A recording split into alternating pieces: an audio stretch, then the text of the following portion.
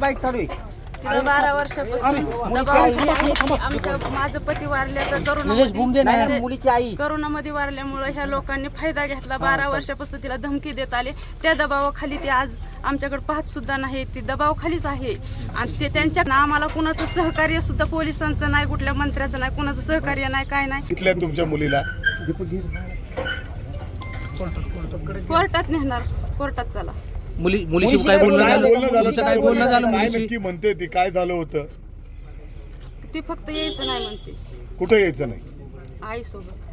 का म्हणजे आतापर्यंत जे तुम्ही तक्रार दिलेली आहे त्यानुसार पोलिसांनी तक्रार घेतली, मिरची पावडर टाकली, हे सगळं झालं, पण ती सांगते ती असं काही झालंच नाही. मिरची पावडर टाकली बी होती, माझ्या डोळ्यात, माझ्या मुलाच्या डोळ्यात गेली. मिरची पावडर टाकून त्यांनी दांडकं काढून माझ्या उघडून इथं मांडीला मारून त्यांनी मुलगी उचलून टाटा एसी मध्ये फेकून लगेच पळवली गाडी.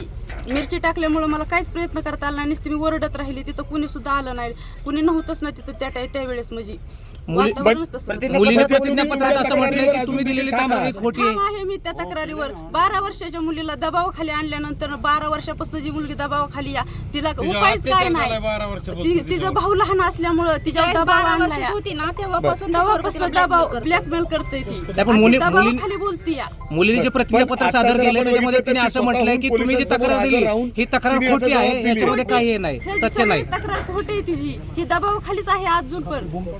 मीडियाने दाखवली. आता तुमची मागणी काय आहे? स्वतः मुलगी तुमची जर पोलिसांमध्ये येऊन असं म्हणत असेल की असं काही घडलेलं नाही आहे म्हणूनच बोलते या, ती अशी बोलणारी मुलगी नाहीये.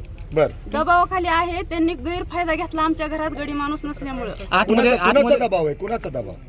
ते झहीर शेख यांच्या दबावाखाली बोलते ती. त्यांचा सपोर्ट आहे ती, म्हणजे ती दुसऱ्यांचा चुलता ह्यांचा सपोर्ट आहे त्यांचं. तुमची भूमिका काय? मुलीशी काय बोलणं झालं? एवढ्या वर्ष आम्ही एकत्र राहतोय लहानपणापासून. तिने त्याच्यामध्ये अनेक गोष्टींची कबुली सुद्धा दिलेली आहे म्हणजे तुमच्या मुलीने.